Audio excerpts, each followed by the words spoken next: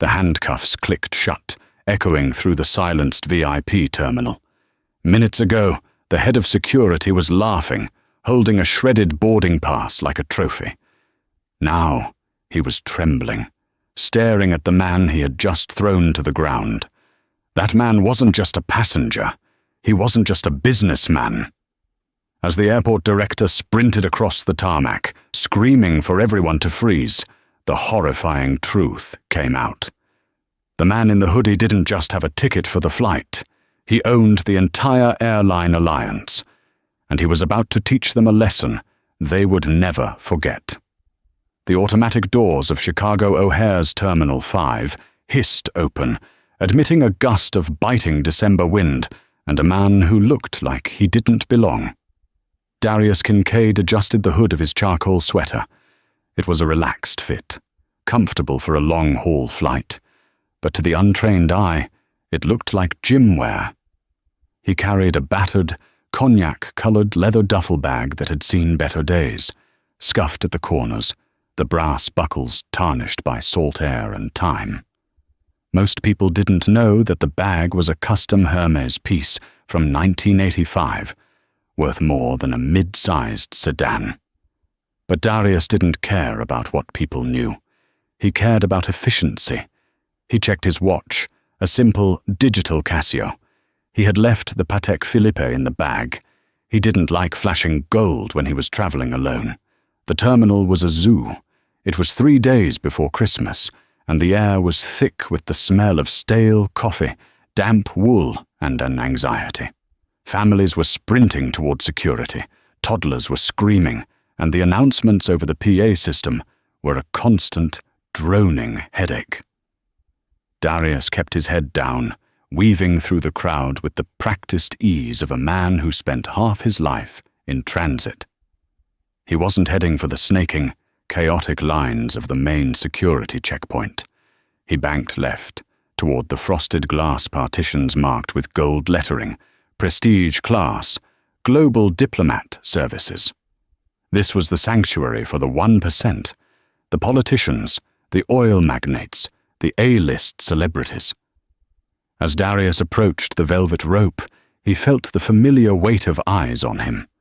It was a sensation he had grown used to over the last 20 years of climbing the corporate ladder from a mailroom clerk to the CEO of Kincaid Vanderbilt Logistics. He was a black man in a hoodie entering a space designed for old money and suits. He knew the script before the actors even walked on stage. He reached into his pocket for his passport and his phone, which held his digital boarding pass. He was tired.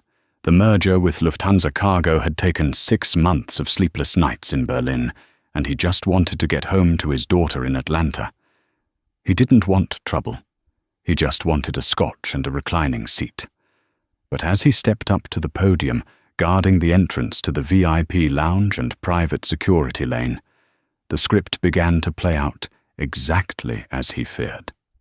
The man at the podium was tall, with a buzz cut and a uniform that was pressed so sharply it looked like it could cut skin.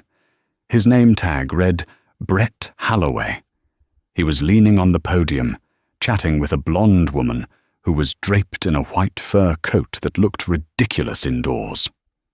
Darius cleared his throat. "Good evening." Brett Holloway didn't turn his head.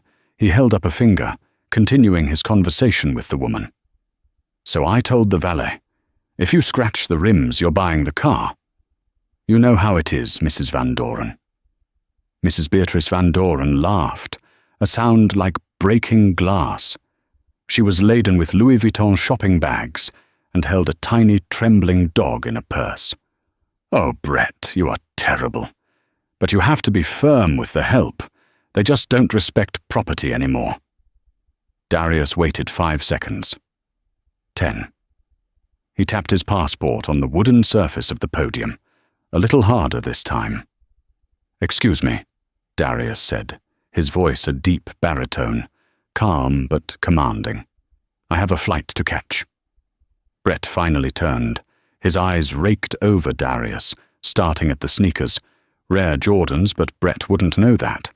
up the sweatpants, to the hoodie, and finally resting on Darius's face. The look wasn't just dismissive, it was predatory. It was the look of a man who had a small amount of power and was desperate to use it. "Deliveries are at the back, pal," Brett said, turning back to Mrs. Van Doren. Darius didn't blink. "I'm not a courier. I'm a passenger on Flight 404 to Atlanta." Brett sighed, a theatrical exhale that signaled his immense burden. He turned fully toward Darius, crossing his arms. "Sir, look at the sign. Can you read? It says Prestige Class. Economy check-in is downstairs. Take the escalator, turn left, wait in line with everyone else." "I know what the sign says," Darius said, sliding his passport onto the counter. "And I know where I'm standing. Check the name." Mrs. Van Doren adjusted her sunglasses, even though they were indoors. She wrinkled her nose as if she smelled something foul. "Brett, is this going to take long? I need a glass of champagne, and my poor Coco is getting anxious." "Just a second, Mrs. Van Doren," Brett said, his voice dripping with faux politeness for her, then snapping back to ice for Darius. "Look, buddy, I don't know who you think you are, or what kind of ticket you managed to scrape together with Miles. But this lane is for full fare, first class, and diplomatic staff only. We have a dress code." "There is no dress code for paying passengers," Darius corrected him. "Scan the pass." Brett laughed. It was a cold, sharp sound. "Scan the pass? You want me to scan the pass? Fine, I'll humor you." He snatched the phone from Darius's hand, an aggressive move that made Darius's jaw tighten. Brett held it under the scanner with exaggerated slowness. The machine beeped. A green light flashed. But Brett didn't look at the screen. He looked at Darius. He tapped a few keys on his terminal. The green light turned red. "Invalid," Brett said, smirking. "Just like I thought." Darius leaned over the podium, glancing at the screen. He saw the flash of green before Brett had manipulated the console. He knew exactly what was happening. It wasn't an error. It was an override. "It scanned green, Brett," Darius said, his voice dropping an octave. "I saw it. You manually flagged it." "I flagged it as a security risk," Brett lied, his face flushing slightly. "The system shows a discrepancy. Probable fraud. You see, tickets like these, global services, unlimited access, they don't usually belong to people who look like you." Mrs. Van Doren chimed in, stepping closer, her perfume overpowering the air. "Honestly, this is ridiculous. He probably stole the phone, or the credit card. Brett, call the police. I don't feel safe standing this close to him." Darius looked at Beatrice Van Doren. He recognized the type. He also recognized the company logo on her luggage tags, Van Doren Pharmaceuticals. He made a mental note. "Mrs. Van Doren," Darius said politely, "I assure you, I purchased my ticket. I'm just trying to get home to my family." "Don't speak to her," Brett snapped, stepping out from behind the podium. He was a large man, bulky with gym muscle, contrasting with Darius's lean, runner's build. Brett put a hand on his taser, not drawing it, but resting it there as a threat. "You're disrupting the peace. You're harassing high-value clients. I'm going to ask you once to leave this area and go to the main terminal help desk to sort out your fraud situation." "And if I don't?" Darius asked, standing his ground. "Then you don't fly today. At all." Darius took a deep breath. He thought about his daughter, Maya. She was turning 7 tomorrow. He had promised he would be there when she woke up. He had promised. "Call your supervisor," Darius said. "Now." "I am the supervisor on the floor," Brett shot back. "Then call the airport director. Call Thomas O'Malley." Brett froze for a split second, surprised that Darius knew the name, but he recovered quickly. "Mr. O'Malley is a very busy man. He doesn't deal with stray passengers trying to scam a free upgrade." "I don't need an upgrade," Darius said, his patience fraying like a rope under tension. "I own the seat. In fact—" He stopped himself. He didn't want to pull the "do you know who I am" card yet. It rarely worked on people like Brett.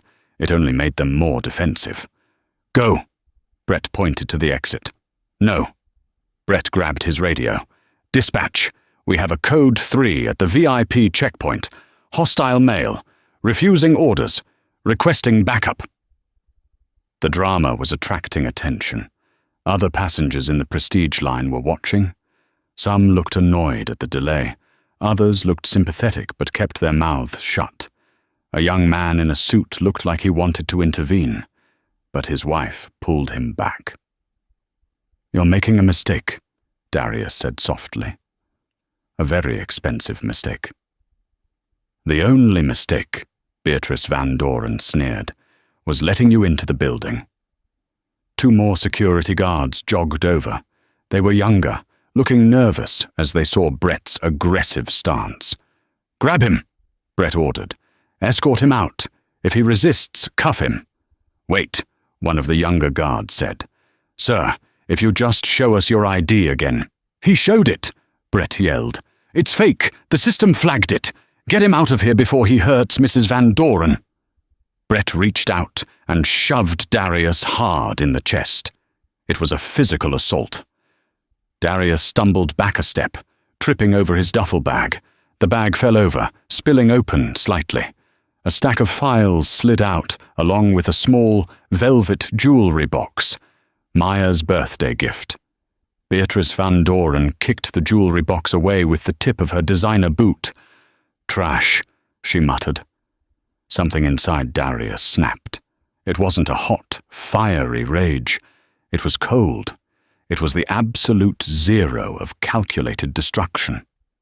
He looked at the kicked box. He looked at Brett's smug face. He looked at the nervous guards. Darius slowly picked up his phone. He didn't dial 911. He didn't dial customer service. He dialed a private number that only 20 people in the world had. "Hello?" a voice answered on the second ring. It was a British accent, crisp and efficient. "Arthur," Darius said, his eyes never leaving Brett's. "Wake up the board. We have a problem at O'Hare." Brett laughed, realizing Darius was on the phone. "Oh, who are you calling? Your lawyer? Your homies? You think that scares me?" Brett grabbed Darius's arm, his fingers digging into the cashmere hoodie. "Put the phone down. You are under arrest for trespassing and disorderly conduct." Darius didn't resist, physically. He allowed himself to be manhandled. He knew that every camera in the terminal was recording. He knew that the young man in the suit was filming on his iPhone. "You're hurting me," Darius stated clearly for the cameras. "I am not resisting. You are assaulting a compliant passenger. Shut up." Brett slammed Darius against the glass partition. The sound echoed through the hall. Mrs. Van Doren clapped her hands. "Finally, get rid of him." "Cuff him!" Brett screamed at the other guards. "Do it now!" The younger guards hesitated, but Brett's authority terrified them. They pulled out their zip ties. As they twisted Darius's arms behind his back, the elevator doors at the far end of the hall dinged. But it wasn't the police. It was a pilot. But not just any pilot. It was Captain James Sterling, the chief pilot for the airline, accompanied by 2 flight attendants. They were heading to the flight. Darius's flight. Sterling stopped dead in his tracks. He saw the commotion. He saw Brett Holloway sweating and red-faced. And then he saw the man being handcuffed.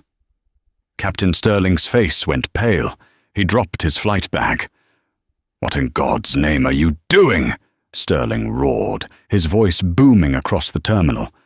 Brett looked up, confused. "Captain, just handling some trash. Guy tried to sneak in with a fake pass. Assaulted me." Sterling ran forward, shoving one of the younger guards away. "Unhand him.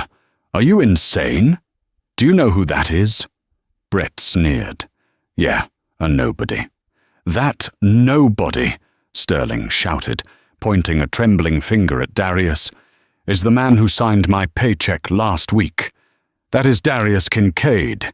He just bought the majority stake in the Skyline Alliance. He owns this terminal. The silence that followed was heavier than the plane they were supposed to board. Mrs. Van Doren's mouth dropped open. Brett's grip on the handcuffs loosened, his face turning a sickly shade of grey. Darius, still with his hands behind his back, straightened his posture. He looked at Captain Sterling and nodded once. Then he looked at Brett. "You can keep the cuffs on," Darius said, his voice terrifyingly calm. "I want the police to see them when they get here. But they won't be coming for me." The silence in the Prestige Class terminal was not peaceful. It was a vacuum, sucking the oxygen out of the room.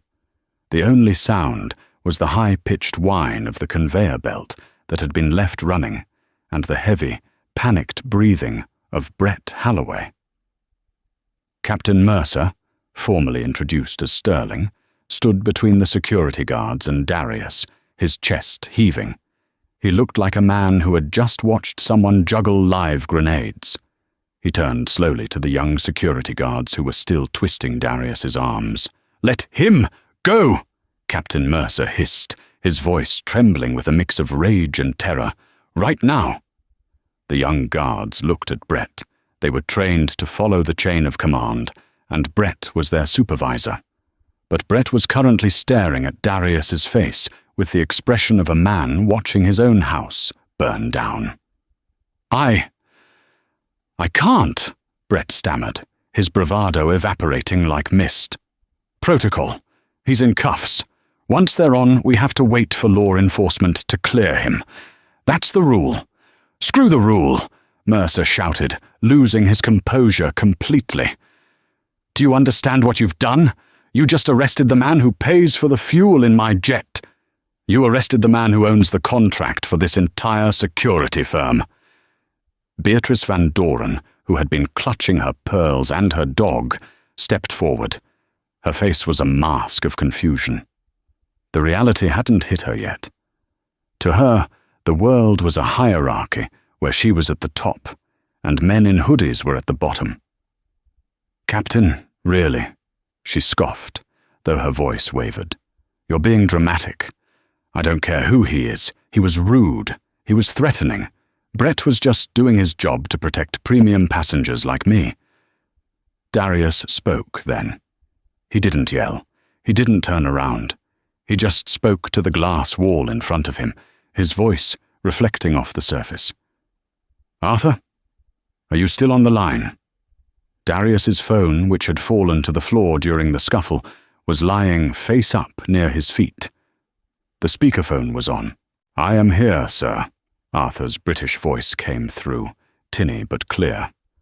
"The board has been notified. They are in a state of distress. I have also patched in the Chicago Port Authority and the mayor's office. They are listening." Brett's eyes widened so much the whites showed all around. "The mayor?" "Arthur," Darius continued, "read the clause in our contract regarding brand damage and passenger harassment by third-party vendors." "Clause 14, Section B," Arthur recited instantly. "Any third-party vendor found to be discriminating against, harassing, or unlawfully detaining passengers will face immediate termination of contract and is liable for damages up to 10 times the annual service fee." Darius nodded slightly. "Thank you. And Arthur? Keep the line open. I want the police commissioner to hear the apology." At that moment, the double doors at the far end of the concourse slammed open with a force that cracked the plaster on the wall. 2 uniformed police officers burst in, hands on their holsters, expecting an active shooter or a terrorist. Behind them, sprinting in a suit that cost more than Brett's annual salary, was Thomas O'Malley, the airport director. O'Malley was a heavy-set man, usually composed, known for his calm demeanor during blizzards and strikes. Now he was sweating profusely, his tie askew, his face a bright, alarming shade of crimson. "Stop!" O'Malley screamed, his voice cracking. "Nobody move!" He ran past the onlookers, past Mrs. Van Doren, and skidded to a halt in front of the security podium. He looked at Darius, cuffed and pressed against the glass. He looked at Brett. O'Malley looked like he was about to have a heart attack. He turned to Brett. "Key!" O'Malley wheezed, holding out a shaking hand. "Give me the key. Now." "Sir, Brett started. "Give me the damn key! Halloway!" O'Malley roared, a sound so primal it made Mrs. Van Doren's dog yelp. Brett fumbled at his belt, his fingers clumsy and numb. He detached the small silver key and dropped it into O'Malley's palm. O'Malley rushed to Darius's side. "Mr. Kincaid, Darius, oh God, I am so sorry. I am so sorry. Please, allow me." O'Malley reached for the cuffs. "No," Darius said. O'Malley froze. "Sir, don't touch them," Darius said coldly. He turned his head slowly to look O'Malley in the eye. "Not yet. I want the police officers to log the time of arrest. I want photos taken of the restraints. I want everything documented." Darius looked at the two police officers who were standing awkwardly by the entrance. "Officers, please come over here. I would like to file a report for assault, unlawful imprisonment, and civil rights violations." The officers exchanged a look. They knew O'Malley. They knew he was the boss of the airport. If O'Malley was terrified, this situation was nuclear. One of the officers, a sergeant named Miller, stepped forward. "Mr. Director, what's going on here?" "What's going on," Darius answered for him, "is that this man, Mr. Halloway, decided that my appearance didn't match his expectations of a first-class passenger. He manually overrode a valid security clearance, assaulted me, and destroyed my property." Darius nodded his head toward the kicked jewelry box on the floor. "And," Darius continued, his voice dropping to a whisper that carried more weight than a scream, "Mrs. Van Doren there encouraged him." O'Malley turned to Beatrice Van Doren. His eyes were murderous. "Beatrice, you know this man." I thought he was a courier," she whispered, clutching her purse. "Thomas, he was blocking the lane. I have a flight." "You don't have a flight," O'Malley snapped. "Nobody has a flight until Mr. Kincaid says they have a flight." O'Malley turned back to Darius.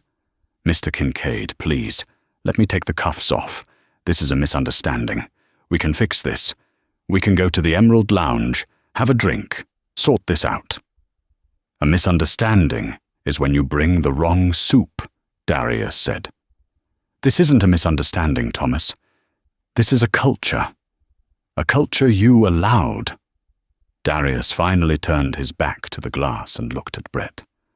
Brett was trembling, tears actually forming in his eyes. "You wanted to see my ID, Brett?" Darius asked. "You said the system flagged me?" It was a glitch," Brett lied, his voice weak. "Let's find out," Darius said. "Thomas, bring me a laptop and unlock this terminal." "Sir, we can't just—" O'Malley started. "Bring me a laptop," Darius repeated, "or I call the FAA and ground every flight leaving O'Hare for a security audit. Do you know how much that costs per minute, Thomas?" O'Malley turned to his assistant who had just arrived, panting. "Give him your iPad, now, and get it on the phone to override the admin privileges on this podium." The crowd of passengers had grown. Phones were recording from every angle. The story was already hitting Twitter and Instagram. Airport arrest was trending. The world was watching. Darius stood there, hands still bound, waiting for the tool that would dismantle Brett Halloway's life. 5 minutes later, the scene had transformed. It wasn't just a security checkpoint anymore. It was a tribunal. Darius had finally allowed Sergeant Miller to remove the handcuffs. The metal clicked open, revealing angry red welts on Darius's wrists. He didn't rub them. He let the marks stay visible. He wanted everyone to see them. He stood behind the podium, the same podium Brett had used to block him. Now, Darius owned it. O'Malley stood to his left, looking like a chastised schoolboy. Captain Mercer stood to the right, arms crossed, glaring at the security team. Brett Halloway had been moved to a chair against the wall, guarded by the two police officers. He looked small, deflated, a bully stripped of his playground. Mrs. Van Doren was trying to leave. She had attempted to slip away toward the duty-free shop, but Captain Mercer had gently but firmly blocked her path. "Please stay, ma'am. Witness statements are required." Darius typed on the iPad O'Malley's assistant had provided. He was accessing the back end of the airport security system, a system his own logistics company had helped design 3 years ago. He knew the back doors. He knew the logs. "Interesting," Darius said, his voice amplified by the silence of the room. "What is it?" O'Malley asked nervously. Darius turned the iPad around so the screen faced O'Malley and the police officers. "Mr. Halloway said the system flagged me as a fraud," Darius said calmly. "But here is the log for Terminal 5, Lane 1, time 16:45.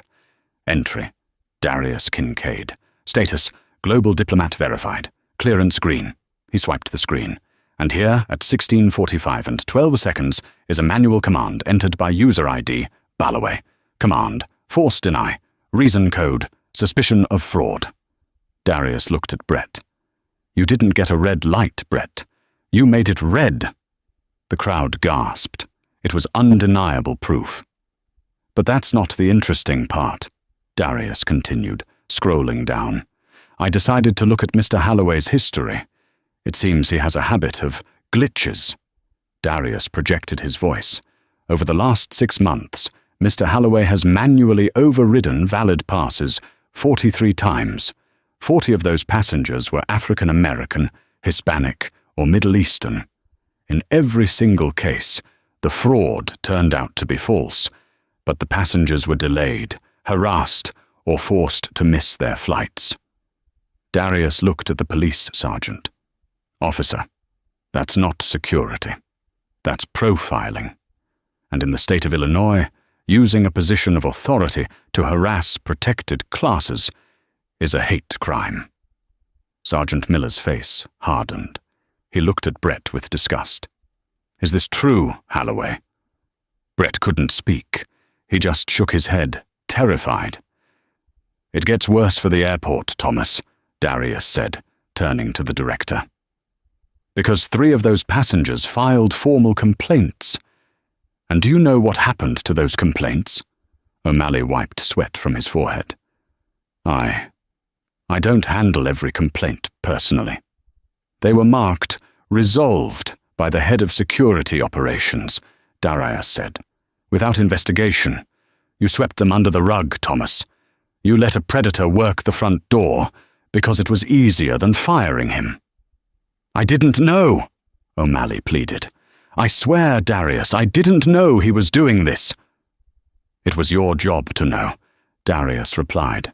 "And because you didn't, my company, which, as of this morning, owns the controlling stake in the airline alliance that operates 60% of your flights, is going to have to reevaluate its partnership with O'Hare." A collective gasp went through the crowd. This wasn't just a fired guard. This was an economic threat that could cripple the airport. "Please," O'Malley begged. "Mr. Kincaid, don't punish the whole airport. We will fire him. We will prosecute him. I'll resign if I have to." "Oh, you won't need to resign, Thomas," Darius said, closing the iPad case with a snap. "The board will fire you by tomorrow morning. I've already sent the logs to them." Darius picked up his battered leather bag. He checked his watch. "Now," he said, turning to Beatrice Van Doren. Beatrice flinched. She had been watching the dismantling of the men with horror, hoping she was invisible. "Mrs. Van Doren," Darius said, walking slowly toward her. You mentioned earlier that you didn't feel safe standing near me. You called me trash. I was upset, she stammered. I was stressed. You know how travel is. I do, Darius said.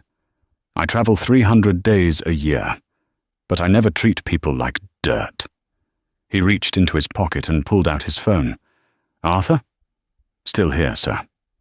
Pull up the corporate accounts for Van Doren Pharmaceuticals. Beatrice's eyes went wide. Wait, what are you doing? We are the primary logistics partner for your company, Beatrice, Darius said. We ship your drugs to Europe, to Asia, to South America. Kincaid Vanderbilt moves 80% of your product.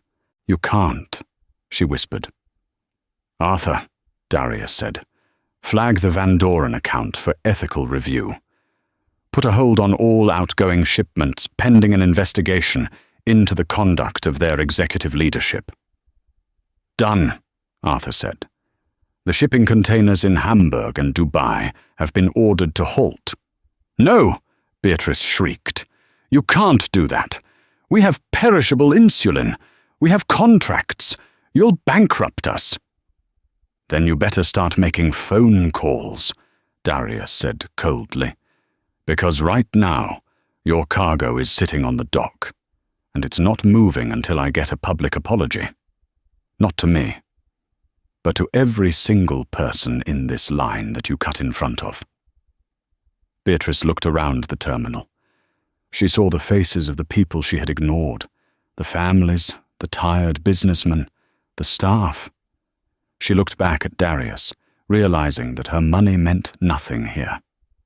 He had real power, the power to stop the world moving. Darius turned back to the police. Officer Miller, I believe Mr. Halloway assaulted me. I would like to press charges, and I have video evidence. He pointed to the young man in the suit who had been filming. You. Sir, did you get that? The young man nodded enthusiastically. Everything. The shove, the racial slurs, the override. It's all in 4K, man. I already uploaded it to the cloud. Good, Darius said. Send it to the sergeant. Darius walked back to the podium, picked up Myers' velvet jewelry box, and dusted it off. He looked at Brett Halloway, who was now being handcuffed by Sergeant Miller. The irony was thick enough to choke on. One last thing, Darius said to O'Malley. Anything, O'Malley whispered, defeated. My flight leaves in 20 minutes, Darius said. I'd like to board now, and I believe I'm entitled to an upgrade. You own the plane, Mr. Kincaid, Captain Mercer said, a small smile appearing on his face. You can sit in the cockpit if you want. Darius shook his head. No, just my seat. Seat 1A, and I want Mr. Halloway to watch me walk through the gate. The officers paused, holding Brett by the arms. Darius walked through the prestige lane. The scanner beeped green. He didn't look back at the chaos he had caused. He didn't look back at the ruined careers or the sobbing socialite. He just walked on to the jet bridge, the sound of his footsteps heavy and final. But the story wasn't over, because Darius Kincaid wasn't just going to punish the people in that room. He was going to burn the whole corrupt system down, and the flight to Atlanta was just the beginning of the real war. The cabin of the Boeing 777-300ER was a sanctuary of silence and soft, ambient lighting. In seat 1A, Darius Kincaid stared out of the double-paned window at the patchwork of city lights fading beneath the cloud layer. The adrenaline that had fueled him in the terminal was beginning to ebb, replaced by a deep, bone-weary exhaustion. A flight attendant, whose name tag read Sarah, approached him with the caution of someone feeding a tiger. She held a silver tray with a crystal glass of sparkling water and a small porcelain bowl of warmed cashews. Her hand trembled slightly as she set it down on the linen tablecloth. "Mr. Kincaid," she whispered, her voice tight. Is there anything else I can get for you? Captain Mercer asked me to inform you that we have cleared the turbulence, and he is making up time. We should land in Atlanta 20 minutes early." Darius looked up. He saw the terror in her eyes. She wasn't afraid of him as a person. She was afraid of his power. She knew that with a single phone call, he could have her badge on a desk by morning. It was a power he hated wielding, but one he had learned was necessary in a world that refused to respect anything else. "Thank you, Sarah," Darius said, his voice gentle. He offered a small, tired smile. "And please tell the crew to relax. I'm not here to conduct a performance review. I just want to get home to my daughter." Sarah let out a breath she seemed to have been holding since takeoff. "Of course, sir." "Thank you, sir. If you need anything at all, just press the button." She retreated to the galley, and Darius was left alone with his thoughts and the hum of the engines. He reclined the seat, the leather creaking softly. He closed his eyes, but sleep was impossible. His mind was racing, replaying the events in the terminal, the look on Brett Holloway's face, the sheer entitlement of Beatrice Van Doren. It wasn't just about bad manners. It was about the assumption that he didn't belong. He reached for the in-flight phone. It was a secure satellite line. He dialed a number in New York. "Kincaid," he said, when the line clicked open. "Darius!" The voice on the other end was sharp, aggressive. It was Eleanor Russo, his chief legal officer. "I just saw the footage. It's everywhere. TMZ, CNN, Twitter. The hashtag Lars Darius Denied is trending globally. Our stock took a 2% dip in after-hours trading, but it's bouncing back as the justice narrative takes over. People love a hero." "I'm not a hero, Elena," Darius said, rubbing his temples. "I'm a father who almost missed a birthday party because a rent-a-cop wanted a power trip." "Well, that rent-a-cop is currently being processed at the Cook County precinct," Elena replied, the sound of typing furious in the background. "And O'Malley, the airport director? He's trying to spin this. He issued a press release blaming outdated software for the profile flag." Darius laughed, a dry, humorless sound. "Software doesn't call people racial slurs, Elena. Destroy him." "Way ahead of you," Elena said. "We're filing a breach of contract suit against the airport authority tomorrow morning. But Darius, there's something else. We did a deep dive on Brett Holloway's financials, like you asked." Darius opened his eyes, staring at the ceiling of the cabin. "And?" "He's on a $45,000 salary," Elena said. "But 3 months ago, he paid off a $20,000 gambling debt in cash, and last month he bought a new F-150. Cash." Darius sat up straighter. "Where is the money coming from?" "We're not sure yet," Elena said. "But we found a pattern. The people he harasses, the ones he confiscates items from, they're mostly international travelers carrying cash or jewelry. We think he's not just profiling Darius, he's skimming. He confiscates contraband, and it never makes it to the evidence locker." Darius's grip on the phone tightened. He was going to steal the jewelry box, he realized. Maya's necklace. He kicked it aside to mark it, and he was going to pocket it once I was hauled away. "That's the working theory," Elena confirmed.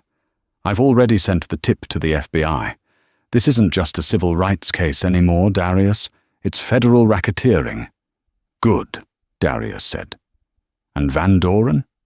"That's the fun part." Elena's voice took on a predatory tone.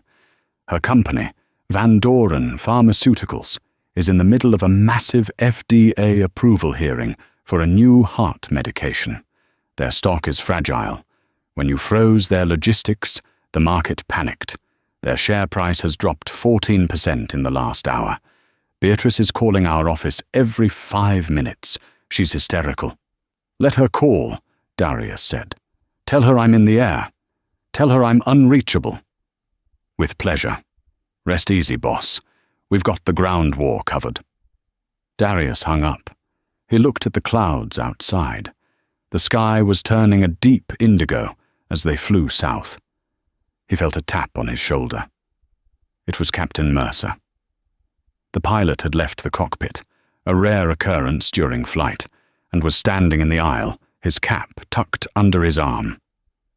"Mr. Kincaid," Mercer said softly. "Do you have a moment?" "For you, Captain." "Always." Darius gestured to the empty seat across the aisle. "Sit." Mercer sat, looking uncomfortable. He was a man of the air, not of corporate intrigue. "I wanted to apologize personally for what happened back there. I've known Brett for 2 years. I knew he was an ass, but I didn't know he was like that." "You couldn't have known," Darius said. "I should have," Mercer insisted. "We see things. The crew. We see how security treats certain passengers. We joke about it in the break room, complain about how slow they are. But we never did anything. Until today." Mercer leaned in closer, lowering his voice. "But there's something you need to know, sir. Something O'Malley won't tell you." Darius focused intently on the pilot. "I'm listening." "The VIP terminal," Mercer said. "It's not just poorly managed. It's a sieve. We've had reports from ground crews about crates being moved through that checkpoint at 3:00 a.m. Unmanifested cargo, bypassing customs." Darius's eyes narrowed. "Smuggling?" "We suspect so," Mercer said. "High-end electronics, maybe drugs. We reported it to O'Malley last year. He buried the report. Said we were mistaken." Darius leaned back, the puzzle pieces clicking into place. Brett Holloway wasn't just a racist guard. He was the gatekeeper for a criminal operation. He needed to keep people intimidated. He needed to keep scrutiny low. When Darius challenged him, he wasn't just offended. He was terrified of exposure. "Thank you, Captain," Darius said, his voice cold as steel. "You've just given me the ammunition to nuke the entire administration of O'Hare." Mercer nodded, standing up. "I just fly the planes, sir. I want to fly them for an honest company." "You do," Darius said. "And as of tomorrow, you'll be flying for the cleanest airline in the sky." While Darius sat in the quiet luxury of the stratosphere, the world below him was burning. The video recorded by the young man in the terminal had been uploaded to TikTok with the caption, "Security messes with the wrong guy. Wait for the ending." Karma. O'Hare. Billionaire. Within an hour, it had 2 million views. By the time Darius was over Kentucky, it had 20 million. The internet is a volatile beast, and it had found its villain.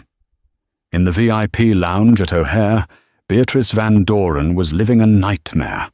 She had tried to buy a bottle of water at the newsstand, but her credit card was declined. She tried another. Declined. She called her bank, screaming into her phone in the middle of the concourse. "What do you mean, frozen?" she shrieked, drawing stares from passers-by, who now recognized her from the viral video. "I'm sorry, ma'am," the banker said, his voice sounding distant and unsympathetic.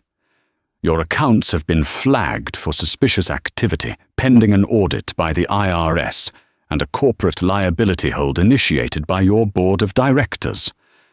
"My board!" Beatrice gasped. "I am the board." "Not as of 10 minutes ago, ma'am," the banker said. "The news is reporting that Van Doren Pharma is under investigation for supply chain negligence. The board voted to suspend your executive powers to stabilize the stock." Beatrice dropped the phone. She looked around. A group of teenagers was pointing at her, recording with their phones. "That's her," one of them said, loud enough for her to hear. "That's the trash lady." "Hey, lady," another shouted. "Where's your private jet now?" Beatrice Van Doren, the woman who had never carried her own luggage in her life, burst into tears. She sat on her Louis Vuitton suitcase, alone in the middle of the terminal, as the world laughed at her. Meanwhile, in the administrative offices of O'Hare, Thomas O'Malley was frantically shredding documents. His office looked like a bomb had gone off. Files were scattered everywhere. He was sweating through his third shirt of the day. "Director!" his secretary burst in, tears streaming down her face. "The FBI is in the lobby. They have a warrant." O'Malley froze, a handful of shredded paper in his hand. "Hold them off. Tell them I'm in a meeting." "I can't," she sobbed. "They're coming up the elevator, and there's a news crew from Channel 5 with them." O'Malley sank into his chair. He looked at the photo of his family on his desk. He looked at the safe in the corner, where he kept the cash envelopes Brett Halloway handed him every Friday. He realized, with a sickening thud in his stomach, that the man in the hoodie hadn't just boarded a plane. He had launched a missile. The door kicked open. "Thomas O'Malley!" a federal agent shouted, badge raised. "Step away from the shredder. Hands where I can see them." O'Malley raised his hands. The camera lights from the news crew blinded him.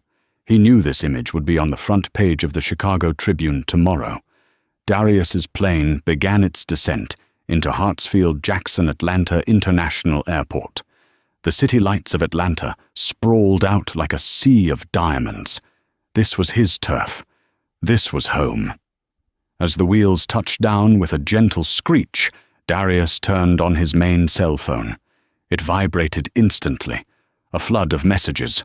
One stood out. It was from the governor of Georgia. "Darius, just saw the news. Unbelievable. Let me know if you need a police escort from the tarmac. We don't want any trouble here." Darius smiled. He typed back, "No escort needed, Governor. Just a hugs from my daughter." The plane taxied to the gate, but not a normal gate. It taxied to the private hangar, reserved for Kincaid Vanderbilt Logistics. Darius gathered his things. He picked up the velvet box containing the necklace, a small silver locket with a picture of him and Maya inside. He slung his battered leather bag over his shoulder. The cabin door opened. The cool, humid air of Georgia rushed in. Darius stepped out onto the metal stairs. Waiting for him at the bottom was not just his driver. It was a fleet of black SUVs, and standing in front of them, looking tiny next to the massive vehicles, was a little girl in pink pajamas, holding the hand of her nanny. "Daddy!" Maya screamed, breaking free and running across the tarmac. Darius dropped his bag. He dropped his guard. He ran down the last few steps and scooped her up, burying his face in her hair. "I promised," he whispered into her ear, his voice cracking. "I promised I'd be here." "You made it," she giggled, unaware of the chaos, the arrests, the stock market crashes, and the ruined lives that had paved the way for this moment. "Did you bring my present?" Darius pulled back, looking at her beautiful, innocent face.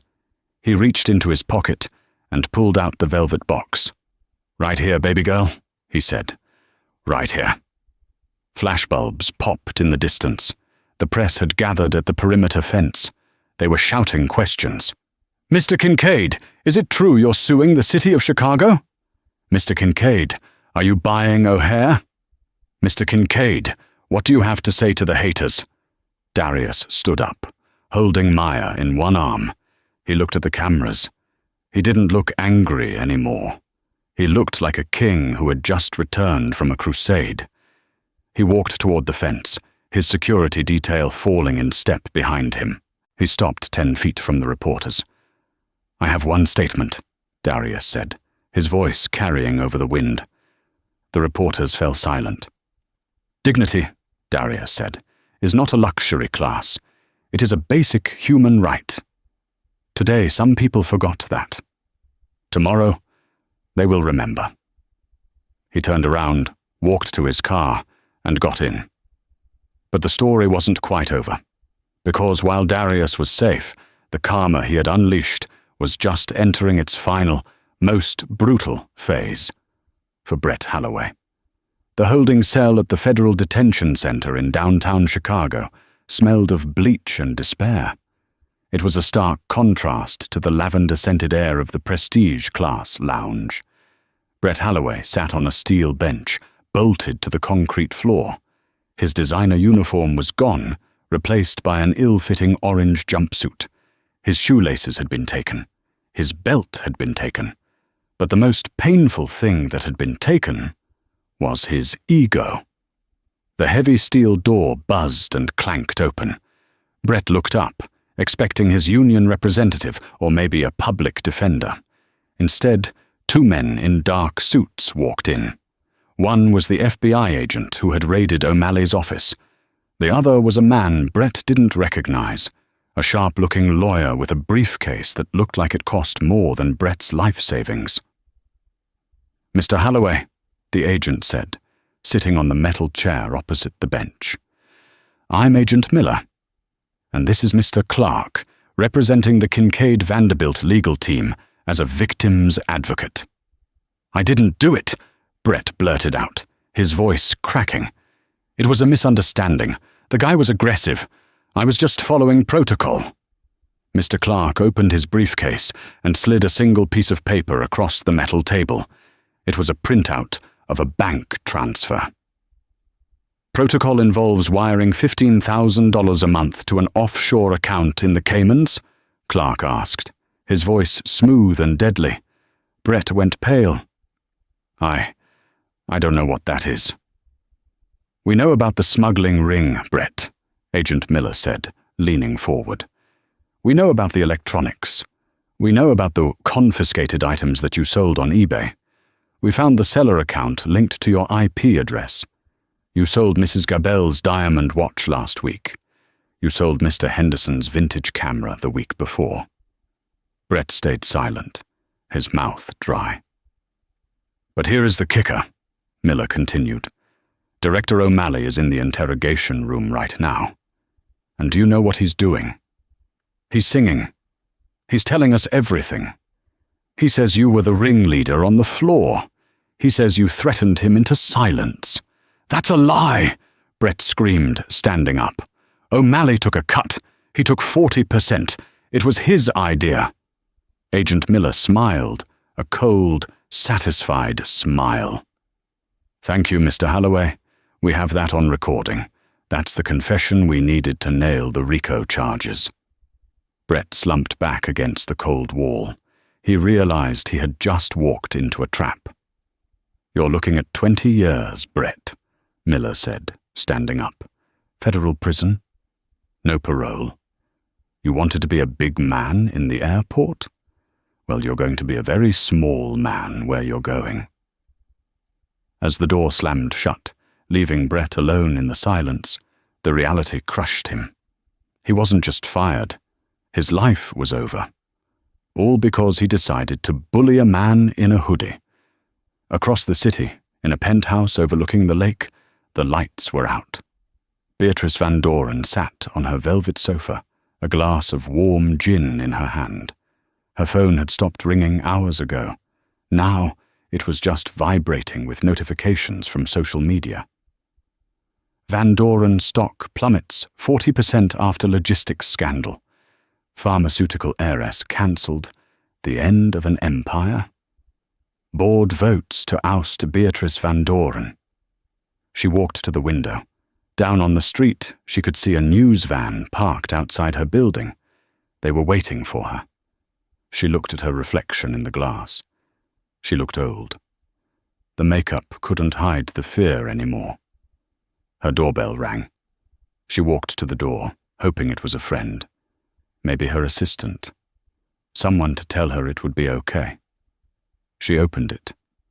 Standing there was a courier. He was a young black man, dressed in a simple uniform. He looked tired. "Delivery for Beatrice Van Doren," he said politely. Beatrice stared at him. A flash of her old arrogance rose up. "Leave it on the floor."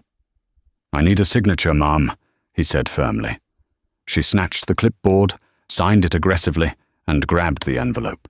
It was thick, heavy. She ripped it open.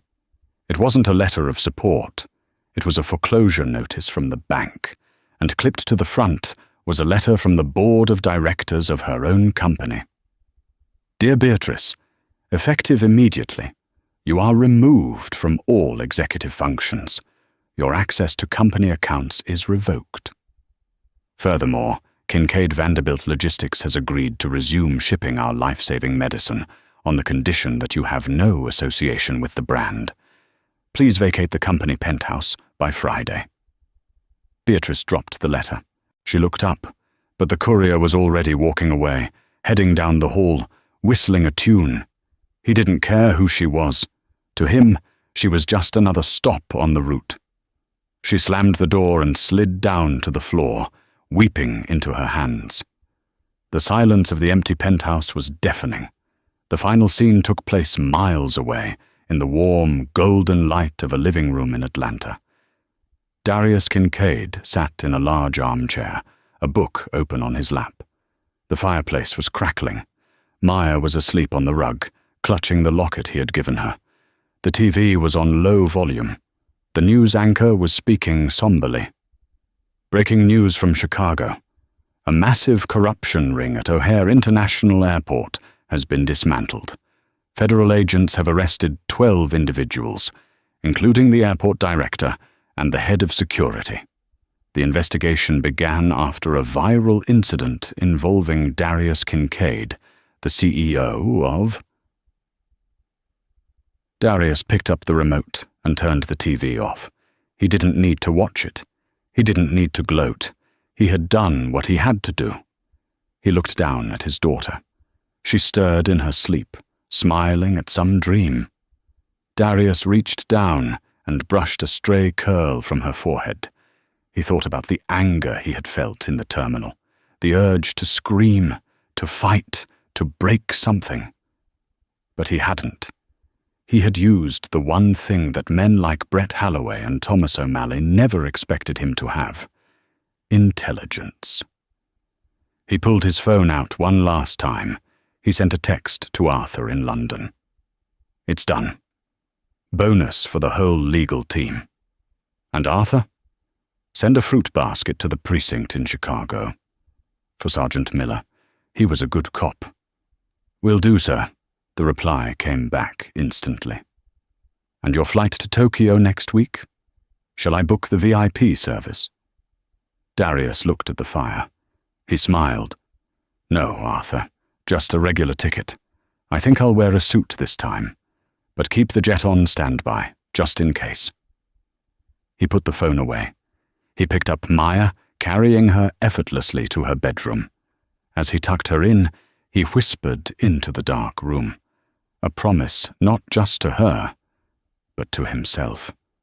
Nobody stops us, baby girl. Nobody. He closed the door, leaving the chaos of the world outside, safe in the castle he had built, protected by the power he had earned.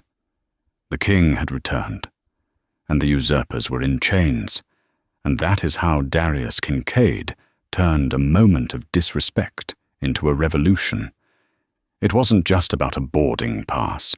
It was about dignity.